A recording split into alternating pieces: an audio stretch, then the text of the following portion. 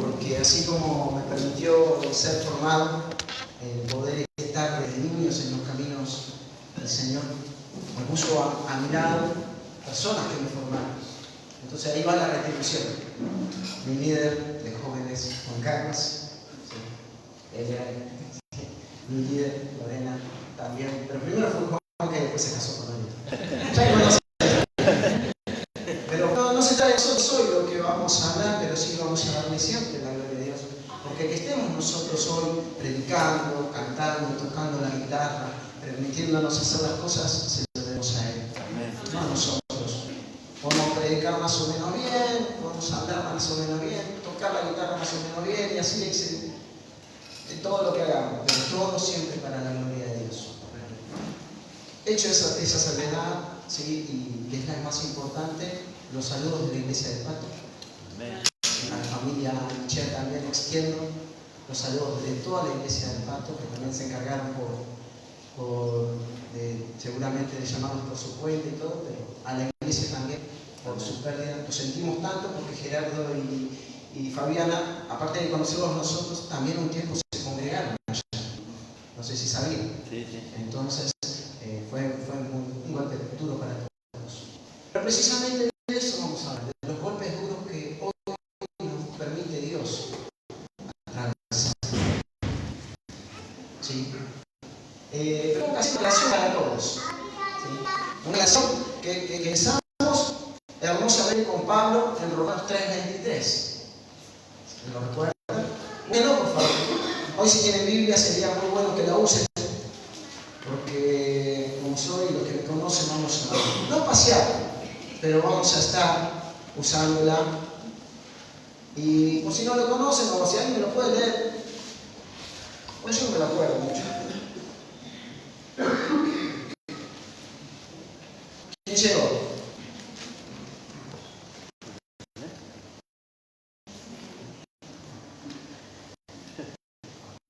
Todos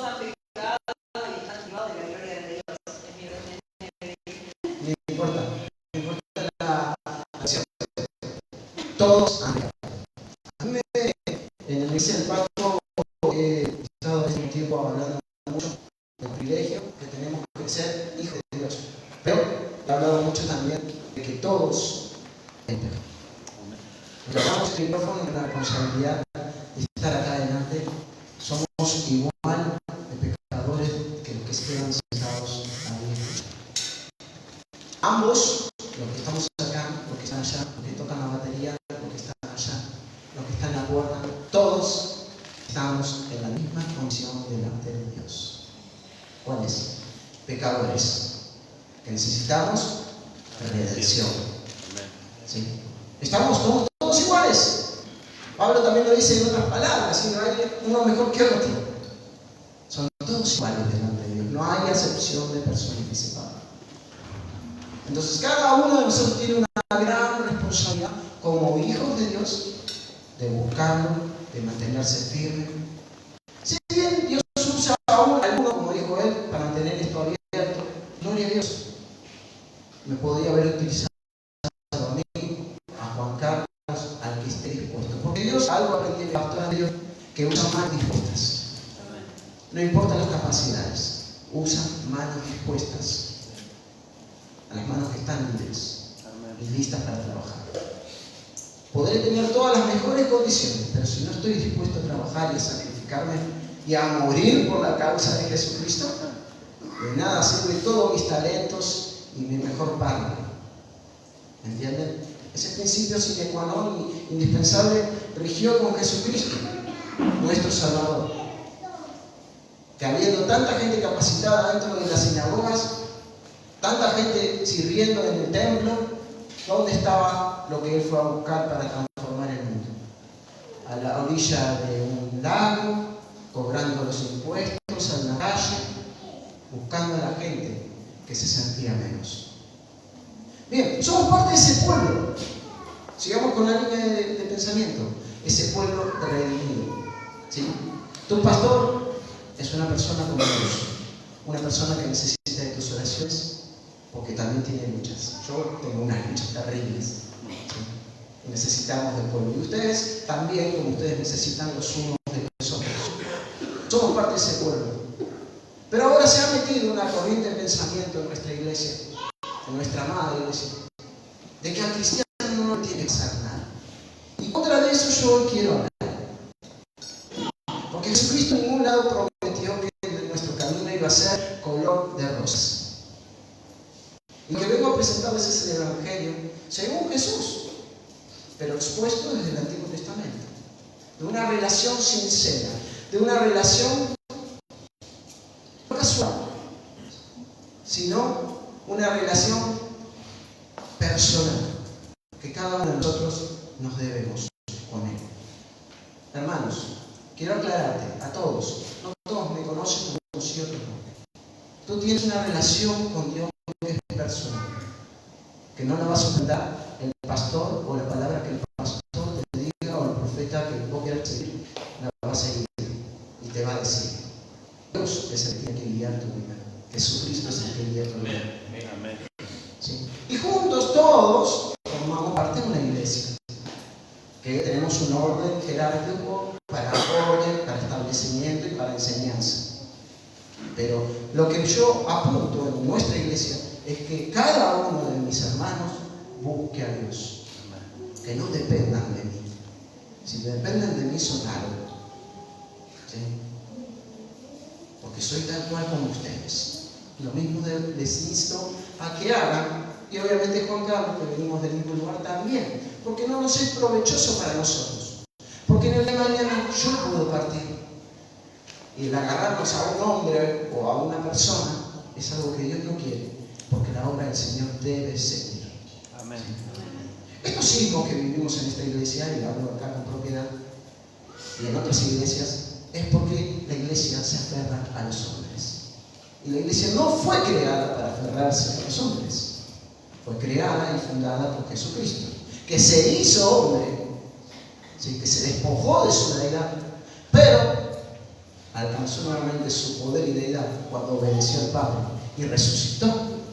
Y la iglesia fue fundada por Él y para Él. Y todo lo que haga la iglesia, cantar, predicar, salir afuera, todo lo que haga es para la gloria de Jesucristo. Bien. Entonces, ¿por qué? Si Él es tan bueno, vamos a ver sobre la cuestión de la palabra. ¿Han pasado por problemas en sus vidas? A ver las manos. ¿Piensan ustedes que va a ser la última vez que pasen por problemas? Lo importante es aprender a vivir. Nosotros los cristianos lo llamamos más romántico, le decimos desiertos, tempestades.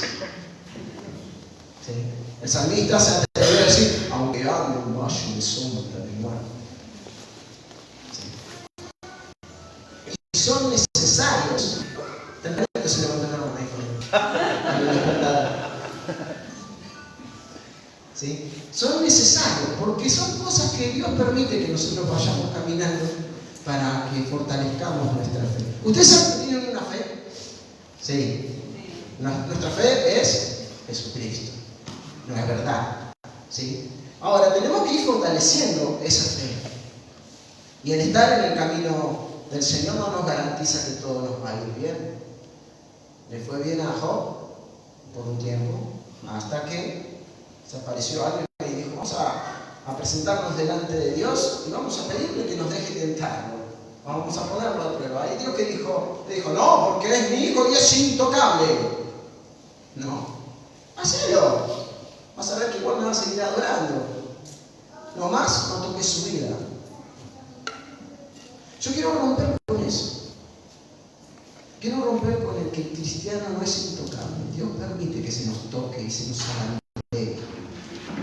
Porque es la única manera que tiene para bajarnos de nuestro caballito de orgullo. Seas pastor, apóstol, profeta, el que te quieras decir. Y Dios siempre va a permitir que vos estés puesto a una prueba. Pero después la prueba va a tener una salida y esa salida te va a corresponder a vos encontrarla en tu relación con Dios. E incluso dentro de las iglesias he encontrado hermanos que vienen y me dicen a mí, pastor o Juancito, ¿cómo hago para salir de este problema? Y yo analizo la situación y le digo, mira hermano, la solución va a depender de vos, no de mí, no es mi responsabilidad. Mi responsabilidad es aconsejarte, pero la decisión la tenés que tomar vos, porque es tu vida. Y lo que vos decidas, en oración, en ayuno, o sin hacer eso, va a ser lo que va a ser tu vida. Dejemos de darle importancia a lo que a Dios no le importa, de ir a buscar lo que el pastor le va a decir. Porque la libertad te la dio Cristo para que vos aprendas a pensar, a vivir con Él, ¿sí? Y formes parte de una iglesia. Bien, Romanos 3:23 nos pone a todos en la misma condición. Todos han pecado. ¿Saben qué? Juan peca. Juan peca. Juan peca. Mira cuántos Juanes somos. Y cualquier otro. Y todos pecamos y estamos destituidos de la gloria de Dios. ¿Qué me hace a mí mejor que otro? Nada. Simplemente hay una condición de regeneración que delante de Dios me mejora y me llama hijo de Dios cuando yo acepto a Jesucristo y quiero vivir para Él. Yo pasé por muchas turbulencias en mi vida, muchos altibajos. Sí, tuve de niño en los caminos del Señor. Tuve muchas crisis de fe, como Juanca y Lores son testigos de esas crisis de fe. Pero hubo una palabra que me sostuvo y está en Isaías 41:10 y te quiero regalar porque por ahí hoy la necesites. No temas porque yo estoy contigo, no desmayes porque yo soy tu Dios, que te esfuerzo, siempre te ayudaré, siempre te sostendré con la diestra de mi justicia. Sí. Yo lo recibí, una palabra escrita para Isaías, no para mí, pero yo lo recibí para mí en un momento de tribulación, de desierto, de angustia, donde determiné en una de mis grandes crisis de fe decir: Jesucristo es el camino, la verdad y la vida. Jesucristo es la verdad que yo quiero apostarle toda mi vida. Tuve una crisis que determinó si seguía o no seguía, y era necesario. ¿Sí? Pero nunca renegué de ella. Al contrario, pude, por gracia de Dios, abrir mis ojos espirituales, como los abrí yo, me los abrió Dios, ¿sí? Y seguir en el camino. Entonces, dicho esto, quiero que vayas a Samuel, 1 Samuel, capítulo 7. Porque aquí viene lo que vamos a estudiar hoy. Porque existen momentos difíciles en nuestra vida. Y te los enumero algunos, porque alguno por ahí de todos los que voy a nombrar te pega a vos y lo hacemos más personal para que recibas esta palabra. Abandono de padre o madre. Desprecio, maltrato, malos tiempos en el trabajo, despidos, falta de trabajo, perder a un ser querido, pensar que Dios me es indiferente a mí, que a Dios no le importa, bullying en la escuela, porque hablo para todos.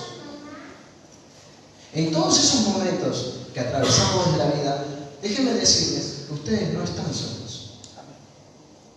Hay alguien, que es Jesús, que está al lado de ustedes. Y si buscan, no, se los voy a leer yo, Salmo 54, 4-7, les voy a mostrar cómo Dios está con ustedes.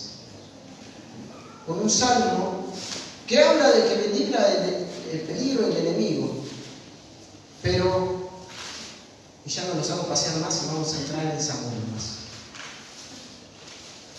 Pero me gusta sustentarme un poquito. Del 4 al 7 del Salmo 54 dice el salmista: he aquí, Dios es el que me ayuda.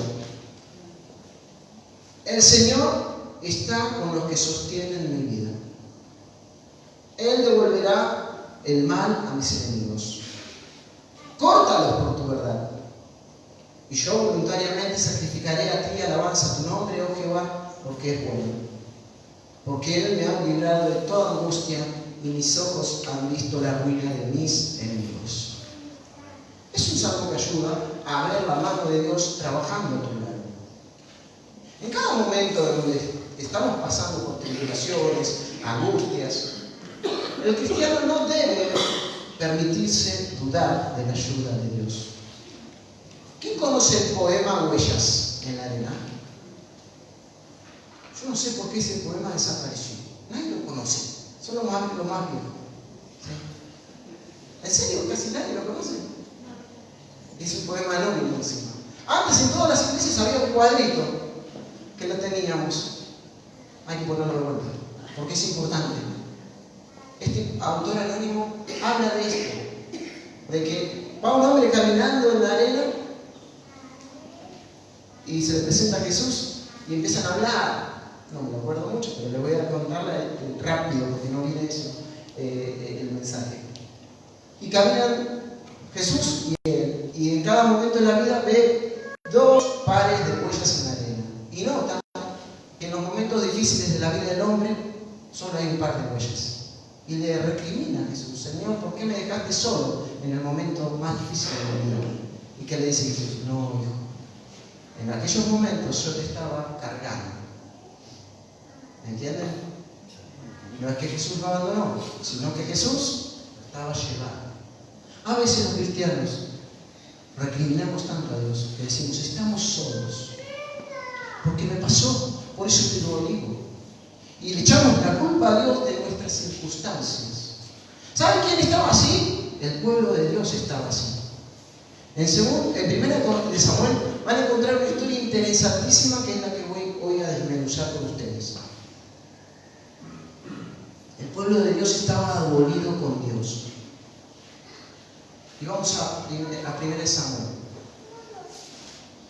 Y Dios nuevamente se presenta. Y dice el capítulo 7, versículo 1 de 1 Samuel. ¿Saben cómo llegamos acá con un pueblo dolido?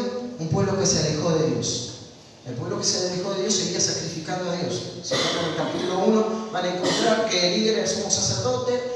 Ana pidió un hijo y aparece en ese Samuel, que se crió en el templo a partir de los 5 años. Elí tenía 2 hijos, Ofni y Fines, ¿sí?, que hacían lo malo delante de Dios. Y va el pueblo de Israel a pelear contra los filisteos y pierden. Y ahora se le ocurrió: traigamos el arca del pacto. ¿Y qué pasa? Llevan el arca del pacto. ¿Quiénes? Ofni y Fines. Y mueren en la batalla. El arca del pacto es tomada cautiva, va a tierra de filisteos. Y pasan calamidades. Los filisteos reconocen que el arca del pacto no era de ellos, sino era para ellos, que simbolizaba algo más grande que ellos, y ese Dios no lo podían controlar como a Dagón y hasta Té, y la devuelven con una ofrenda. ¿Sí? Y acá llegamos. Y vinieron los de Kiriat Jearim y llevaron el arca de Jehová y la pusieron en casa de Abinadab, situada en el collado, y santificaron a Eleazar su hijo para que guardase el arca del pacto. Desde el día que llegó el arca a Kiriat Jearim pasaron muchos días, 20 años. ¿Retenés esa fecha? 20 años. ¿Por qué te lo marco? Porque escuchad: y toda la casa de Israel lamentaba en pos de Jehová. ¿Quién lamentaba? Si lo trasladamos, ponenle atrás de Dios. ¿Quién se lamentaba de Dios? Los hijos de Dios. Se quejaban del Dios que tenían. Estaban lamentándose del Dios que tenían. Que no lo podían servir. ¿Por qué no lo podían servir? Porque ellos querían servir como sus vecinos, y por eso le cayó toda esta calamidad y adoptaron dioses ajenos a su Dios. Porque querían ser como los demás, abandonaron a su Dios. Y Dios les dejó a su suerte y las consecuencias les alcanzó.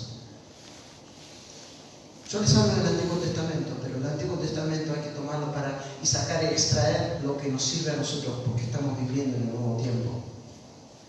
Y este relato es tal cual lo que podemos aplicar a tu vida y a mi vida como pecadores, porque lo vivió el pueblo de Israel.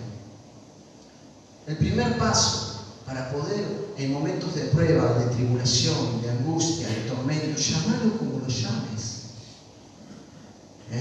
es arrepentirse delante de Dios. El primer paso para poder gozar de protección, de liberación, de salvación, de ayuda, es arrepentirse delante de Dios.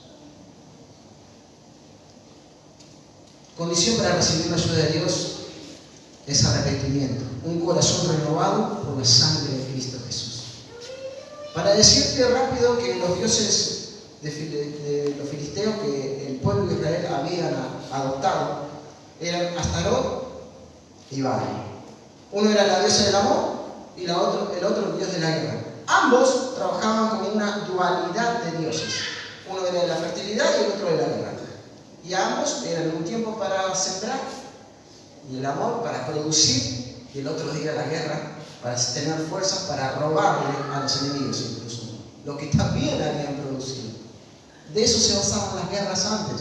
Es más, hoy también las guerras se basan en eso. Obtener recursos de otra nación para mí. Entonces, ¿qué encontramos acá? En el 3 y 4.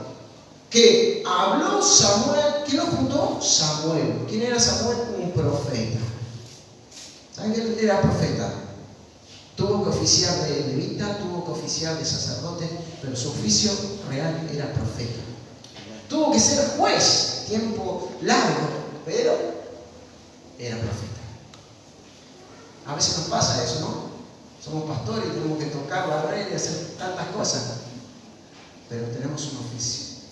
Servimos de una cosa, pero podemos hacer otra y no se nos caen las uñas de las manos. Porque yo vengo de una iglesia donde todos servimos para hacer y llevar adelante toda la obra del Señor. ¿Acaso no dice la Biblia? Todo lo que te viene a la mano para hacer, hazlo, según tus fuerzas. No se te pide más que lo que te da la fuerza. Dios no te pide más que eso. Bien, Samuel le tocó este tiempo. Ya se había muerto Elí cuando se enteró que murieron sus hijos en la batalla. El pueblo quedó desprotegido sin un juez, sin un sacerdote.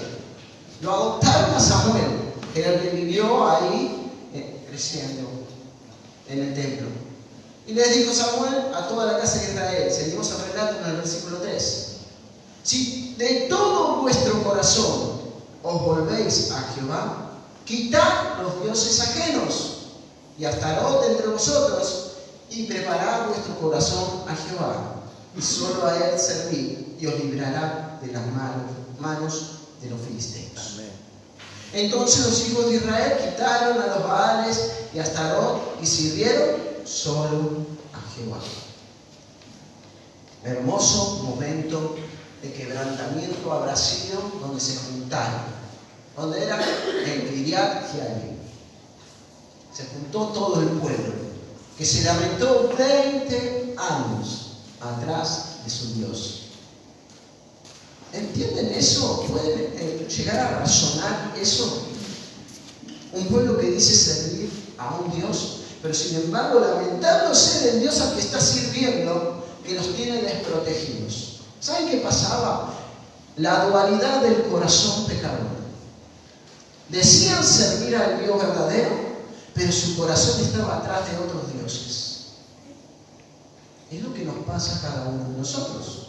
Tenemos una dualidad de decir queremos servir a Cristo y entregarle toda nuestra vida, pero en el momento crucial a veces no lo elegimos y nos vamos atrás de los Baales, de los Astarte, Astarot, etcétera, etcétera. Vos y yo. Por eso es que Pablo dice, todos pecaron. Por eso es que también al profeta Elías le dice, no te preocupes, no sos el único. Yo me guardé gente, un remanente fiel. Siempre Dios va a tener un remanente fiel. Y el que está acá adelante no tiene la barca atada. Si no estoy yo, va a estar otro, porque la obra de Dios la hace Dios, no la hacen los hombres. Amén. Utiliza a hombres dispuestos. Amén. Eso me quedó siempre claro, y para mí estar acá es un privilegio. Amén. Y tiro por tierra a todos los hombres que se ensalzan y se engrandecen pensando que la gloria es de para ellos. Entonces, para nada. Se trata de Jesucristo y es por Jesucristo y es para Jesucristo. Amén. Aún en este relato van a ver un relato hermoso, antiguo, de redención,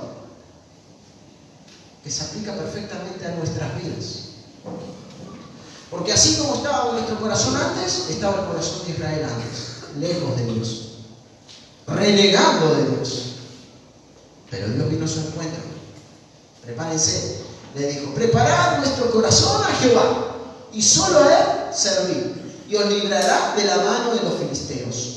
Entonces los hijos de Israel quitaron los Baales a Astarot y vinieron y sirvieron solo a Jehová. Pero ese mismo día algo sucedió. La confesión necesitaba una ayuda de Dios. Sí, por supuesto. El ser humano no se da cuenta simplemente que está equivocado por su propia cuenta.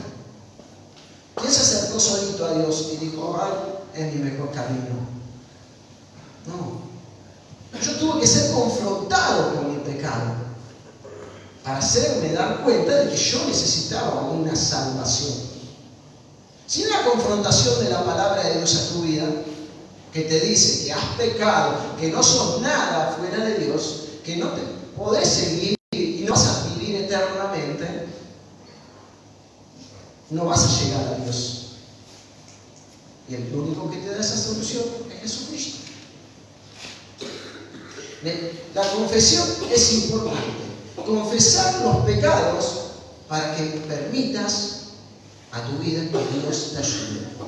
En el versículo 5 y 6 encontramos la confesión. Reúnanse todos en Mizpa, y yo voy a orar por vosotros a Jehová. ¿Quién le dice? Samuel. Samuel acá está representando lo que hizo Jesucristo con nosotros, hermanos. Interceder. ¿Era mejor Samuel en este caso que Jesucristo? No. Pero era lo que Dios utilizaba porque Samuel estaba ahí y era santificado desde niño, vivió ahí y aprendió. ¿Ustedes saben cómo fue el llamamiento de Samuel? ¿Leyeron alguna vez la historia de Samuel? A ver cuántos. Nadie levanta la mano. Muy pocos. Samuel creció dentro de la iglesia y Dios lo preparó para este momento.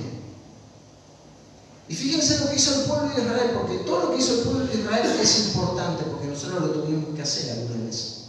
Y se reunieron en Mizpa, y sacaron agua, y la derramaron delante de Jehová, y ayunaron aquel día y dijeron allí: contra Jehová hemos pecado, la confesión. Y juzgó Samuel a los hijos de Israel en Mizpa. Sigamos el relato. Lo juntó Samuel, le dijo lo que tenían que hacer. Se volvieron a juntar en Mizpa en otro lugar y empezaron a hacer lo que tenían que hacer. Tomaron la determinación, hicieron. Pero quiero decirte un par de cosas que hizo Israel. Cuando se juntaron, se decidieron, humillaron su rostro, su alma, su corazón. ¿Saben qué? Hicieron algo que a mí siempre me llamó la atención: el derramar agua delante de Jehová. ¿Saben lo que significaba derramar agua delante de Dios? Simbolizaba el derramar de nuestra propia vida en humillación sincera. ¿Sí? Un arrepentimiento genuino. Derramamiento de agua significaba un arrepentimiento genuino. ¿Tienen el término arrepentimiento en sus cabezas? ¿Qué es?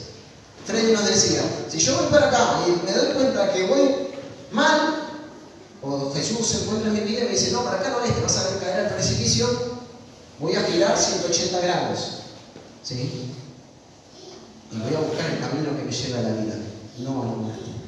Arrepentimiento es darme cuenta de que mi vida estaba mal, o está mal hoy, y necesito una ayuda, un rescate.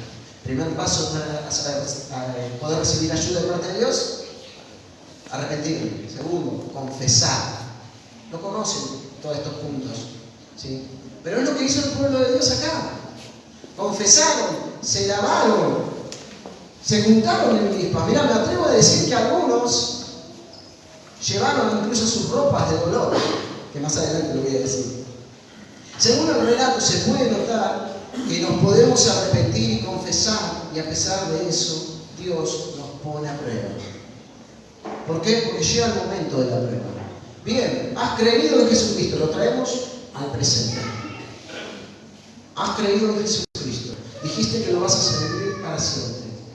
Comienza la carrera, hermanos. Hay obstáculos, chiquitos, obstáculos más grandes. Pero prosigo al blanco, decía Pablo, y comienza la carrera. Y en la carrera vamos a tener que tener esa confianza de que Dios nunca nos deja, de que Dios siempre está a nuestro lado, que no somos huérfanos, que no estoy yo contra el mundo o contra la iglesia, ¿sí? Porque somos parte del cuerpo y estamos sustentados por Él. Según el relato vamos a ver que Dios pone a prueba incluso esa fe que ahora el pueblo de Israel dijeron, bueno, sacamos a los dioses, nos confesamos, nos lavamos, derramamos sangre, derramamos nuestro corazón sinceramente delante de Dios. Pero se levantó un enemigo. Sigamos el relato y van a ver lo que pasó.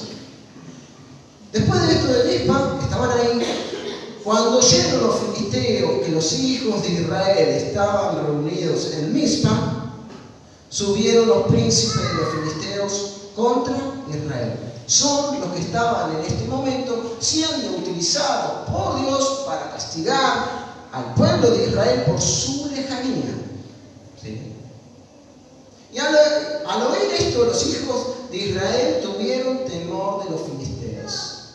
¿No se podía defender el pueblo de Israel? Sí, pero recuerden que ellos se juntaron para una cosa, para adorar a Dios, para restablecer su relación con Dios.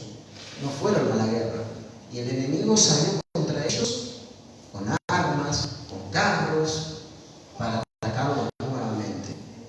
¿Entienden la diferencia? Bien. Y al oír esto, los hijos de Dios tuvieron temor. Y obviamente van a sentir temor. Nosotros venimos a buscar a Dios. Y resulta que el enemigo viene y nos rodea. ¿Qué hacemos ahora? ¿No te ha pasado? Pero ¿no te ha pasado esto que decís, oh, esta semana voy a dedicarla al Señor? Yo tenía un amigo que se llamaba Jorge, que me decía, y estos planteos lo hacíamos. Me decía, yo cuando me levanto en la mañana y le entrego este día al Señor, me pasa de todas las cosas peores que me pudo haber pasado si no oraba, me decía. Por algo será, le decía yo. Quizás Dios nos está preparando a vos y a mí en eso. ¿Saliste cuando terminó un día libre? Y bueno, ¿qué puedes aprender? ¿Sí? El enemigo, cuando vos determinás tu vida en servir al Señor, todos sus cañones y metralletas se apuntan contra ti. Eso es lo que le pasó al pueblo de Israel. Determinó su vida, servir de verdad al Dios de sus antepasados, y el enemigo se levantó en armas contra ellos para seguir teniéndolos de hijos, de tributarios. Eso es lo que quiere hacer Satanás. Cuando vos te levantás en favor de querer seguir a Dios, Satanás te pone todo lo que a vos te encanta y le encanta a tu carne para seguir teniéndote de hijo, sujeto, esclavizado. Pero hay una parte tuya, no tu carne, es la parte de tu espíritu, que es la que tiene sintonía con Dios, que dice, podemos y tenemos una salida. Y a esa parte, en los momentos de prueba, le tienes que prestar atención. Esa es la parte donde vos decís, Dios me va a ayudar, sí, y te cerrás en Él, Dios me va a ayudar. En estos momentos, Dios es mi amparo y mi fortaleza. En estos momentos, es Dios el que me sostiene y me defiende. Y acá yo no apelo a la fe espiritual, apelo a una fe racional, de cerrarle a mi cabeza y de decirle y apelar a los versículos bíblicos que tengo que empezar a aprender para que se sostenga mi fe. La palabra de Dios, hermanos. Porque si ustedes no aprenden también a cultivar una fe racional junto con una fe espiritual y ambas que trabajen en sintonía, podremos saber mucho de Biblia, poco espíritu, O podemos estar tocando supuestamente siempre el cielo con la mano, pero en los momentos de prueba, mi espíritu se apaga. Y no hay nada que me sostenga. Es lo que dejó Dios para sostenernos en los momentos difíciles. Cuando a veces, en los momentos de prueba, el cielo se cierra y Dios parece que no responde. Pero recordad lo que te dije con el poema hoy. Dios está siempre a tu lado. Espero no aburrirte, yo hablo medio raro con respecto a otra persona. Apelo mucho a que la gente piense. Ustedes son capaces de pensar. Yo no puedo pensar por ustedes, porque su relación con Dios la sostienen ustedes con Dios. Ustedes tienen que aprender a pensar y preguntarle a Dios. Como yo le pregunté todas tantas cosas y le sigo preguntando.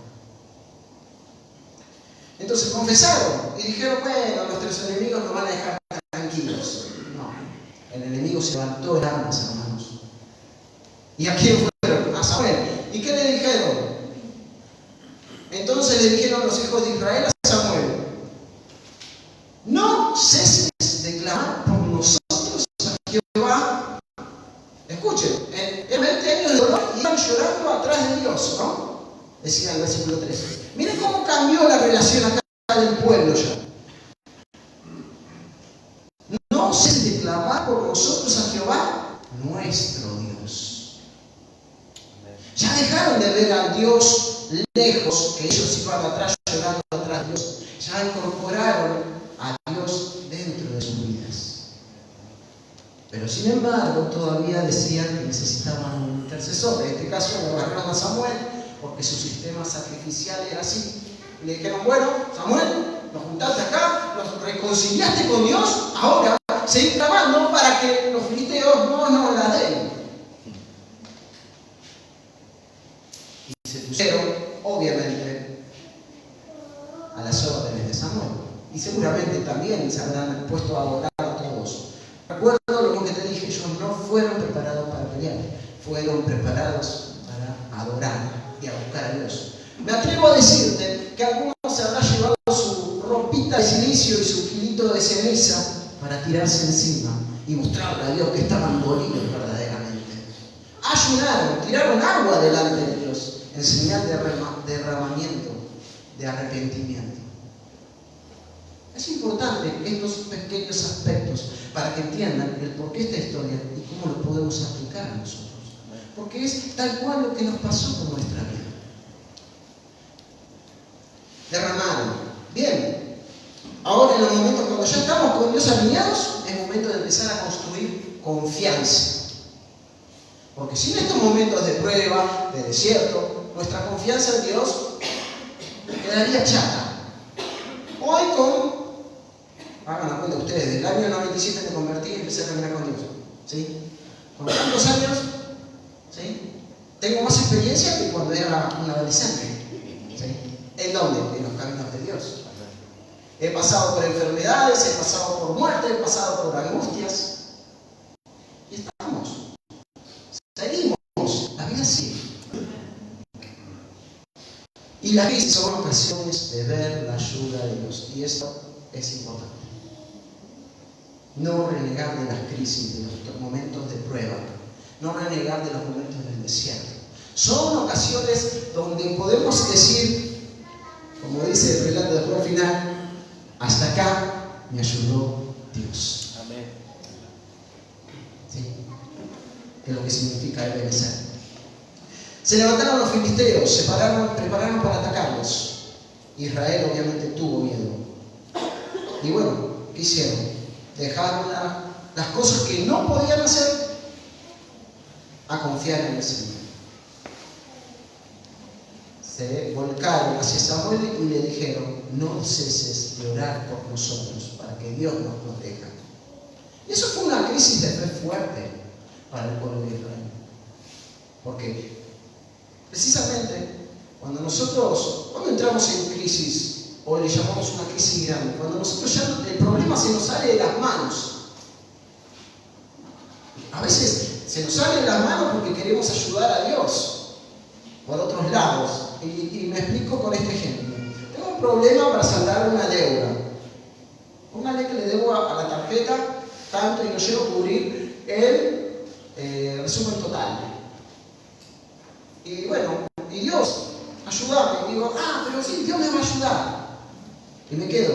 Pero yo me viene una idea, porque estoy mirando unos videitos, lo que sea, préstamos tanto. Y préstame un préstamo para pagar una deuda. Y decimos, Dios me ayudó. Y pagué la deuda. Pero resulta que lo que hice fue tirar el problema para el mes siguiente. Y peor, con intereses del préstamo que saqué para pagar otro préstamo. Así hacemos muchas cosas de la vida. Con nuestra familia, queriendo ayudar a otros hermanos, queriéndole alivianar el momento de pasar por la prueba. Y déjame decirte que vos no sos Dios. Orar por tu hermano, sostener a tus hijos, pero hay momentos en que tienen que aprender a caminar solos, o aprovecho, porque no vino gente para estrecharlo, lo voy a estrechar a decirle a tus hijos, vayan a la iglesia del Papa solitos en colectivo, a los dos mayores, ¿entienden? Y los largamos a que enfrenten la vida. Bueno, esos momentos de prueba son para crecer.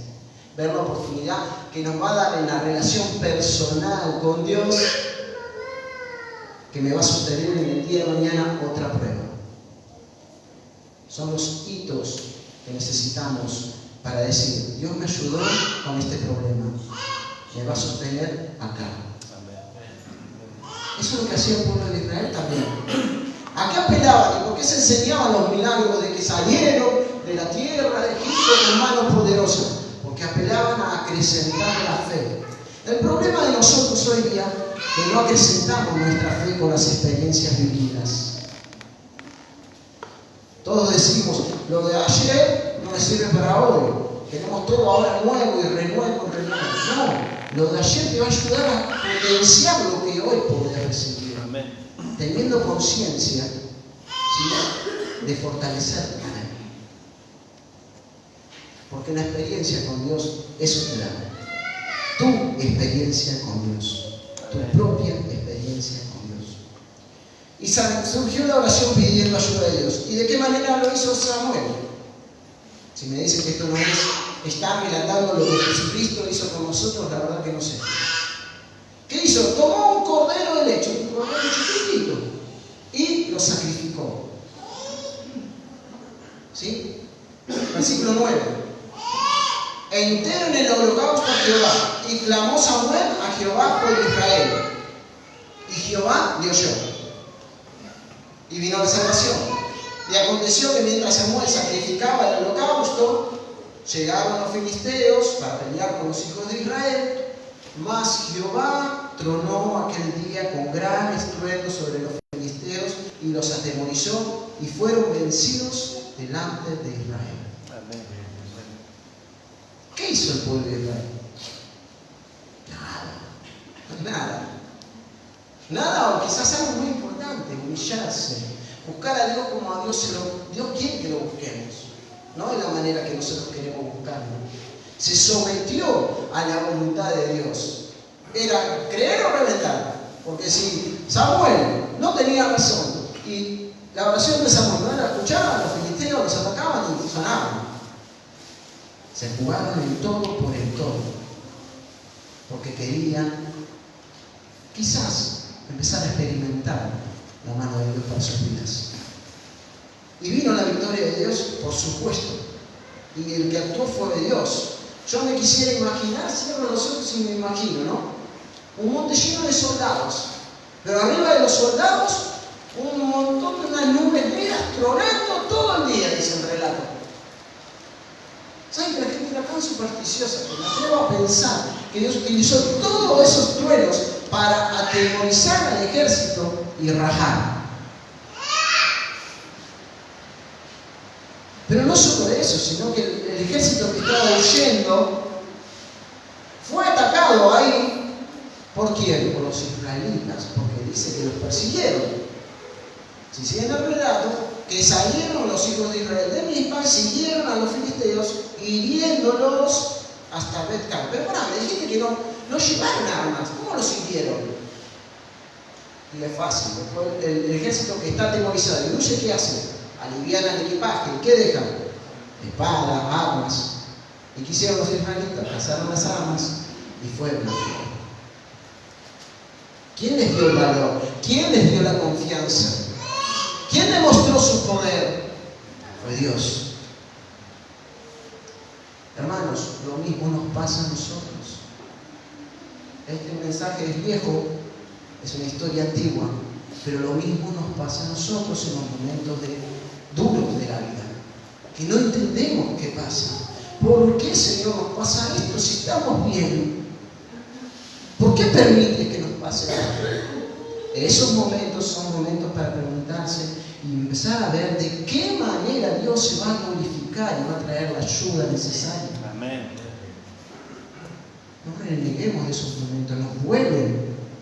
Son momentos que nos consternan, no sabemos qué vamos a hacer. Pero Dios, que siempre tiene la sartén por el mano. Digo un montón de frases de Frey, no sé si se acuerdan. Sí. Dios tiene el control siempre, es impresionante. Lo he vivido y lo vivo. Él siempre está en control. Amén. Dios obra a su buen juicio y parecer, y muchas veces de la manera que no vamos a entender. Y es un reto poder confiar y llegar a entender que en esos momentos difíciles yo podré decir, hasta acá me ayudó el Señor. Pensemos, si Dios tiene el control siempre de su creación, ¿hasta dónde llegaron? En el versículo 12, que los persiguieron. El 11 dice: y salieron los hijos de Israel de Mizpa y siguieron a los filisteos, hiriéndoles hasta abajo de Bet-Car, un montón de kilómetros para abajo. Tomó luego una piedra, ¿quién? Samuel, y la puso entre Mizpa y Sela, y le puso por nombre Ebenezer, diciendo: hasta acá nos ayudó el Señor. O sea, hasta acá. Pero ¿saben lo importante de este relato? Es un pueblo que se arrepintió, un pueblo que escuchó, un enemigo que atacó, un Dios que defendió. Pero lo más importante es que después de esta plantada de la piedra que hizo Samuel, marcó el límite final para que los filisteos no atacaran más, o no los tuvieran de hijo más al pueblo de Israel. ¿Cómo lo sé? Porque lo dice el relato. Y así fueron sometidos los filisteos y no volvieron más a entrar en el territorio de Israel. Y la mano de Jehová estuvo contra los filisteos todos los días de Samuel. Después aparece Saúl, que peleó contra los filisteos, y aparece David, y etc. ¿Sí? Pero ¿se dan cuenta lo que hace Dios y lo que hizo Dios con nosotros? Nos confrontó con nuestro pecado, o te confronta hoy con tu pecado, pero no para castigarte y no para decirte que sos un pecador y te vas a morir en el infierno, sino que nos da una gran salida, como le dio al pueblo de Israel, la salida de Jesucristo. Amén. Graficada acá en el corderito, ¿sí? Que fue sacrificado por completo, y Jesucristo hizo por eso por nosotros. Mis pecados los borró de un plumazo, porque yo dije: sí, Señor, creo en tu sacrificio y creo que resucitaste, moriste por mí y resucitaste, y quiero servirte. Pero el enemigo todos los días se me puede levantar como un río, pero yo puedo estar confiado, ¿sí? Que si aún me muriera, mi alma está escondida en él, y que si aún lo que me pasara a mí o a mi familia, mi vida no depende de mí, sino de Cristo. Grábense en la cabeza, porque esto es empezar a pensar en estas cosas. Porque la guerra espiritual en la que estamos metidos es grande.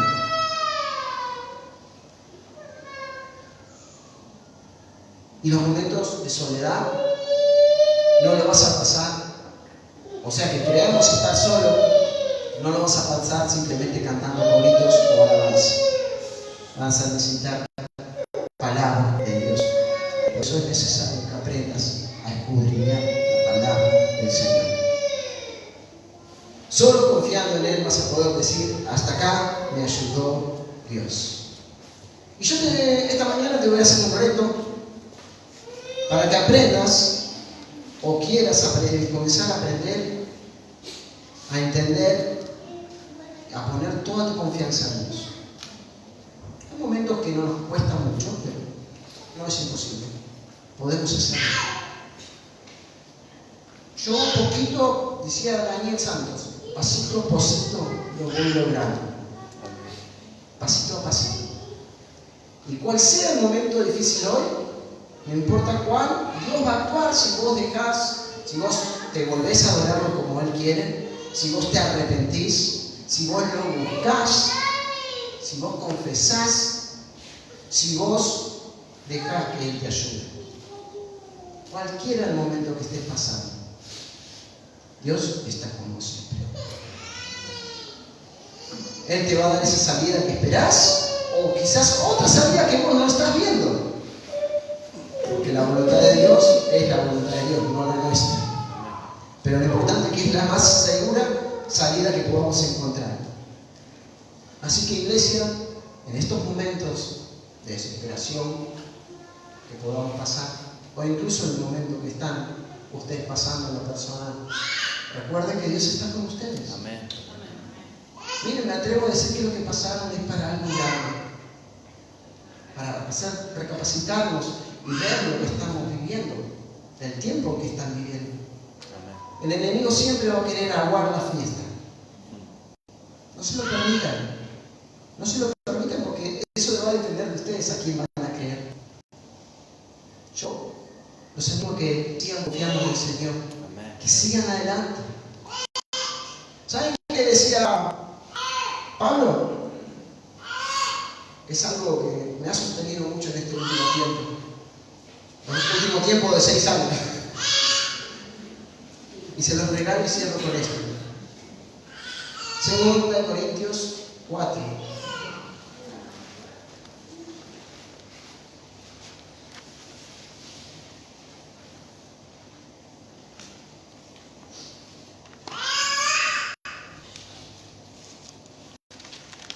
Cuatro 7. 2 Corintios 4:7. Y cierro con esto. Y después seguiré con el punto como ustedes lo hacen habitualmente. Porque yo tuve que entender esto. Pero tenemos este tesoro en vasos de barro, para que por la excelencia del poder de Dios, del poder sea de Dios y no de nosotros. O sea, yo soy un vaso de barro, algo que no sirve. ¿Sí? Estamos atribulados en todo, mas no angustiados. En apuros, mas no desesperados. Perseguidos, mas no desamparados. Derribados, pero no destruidos. Llevando en el cuerpo siempre por todas partes la muerte de Jesús, para que también la vida de Jesús se manifieste en nuestros cuerpos. Amén. Tu vida tiene que llevar, el católico diría, estigmas de las marcas de Jesús. Las marcas de Jesús son estas cosas: atravesar las tormentas con Jesús y saber que Él está con nosotros en todo momento. Hoy no te prives de cambiar tu mente conforme a la palabra de Dios, porque yo estoy seguro que en algo te sentiste identificado, y es el momento donde vos tenés que arrodillarte, pensarte delante de Dios, vos y Él. No pienses en el que está al lado, porque no sirve de nada. Que yo le diga a Betty: tenés que mejorar esto, no le sirve. Y no me sirve a mí. Yo mi relación con Dios la cultivo con Dios. Y ambos, con Betty, cultivamos una relación con Dios como matrimonio. Y entre todos hacemos una relación con Dios como congregación. ¿Sí? Así que no se priven de este privilegio que tenemos de entender que Dios siempre está con nosotros, aún cuando no pensemos que está con nosotros. Oramos.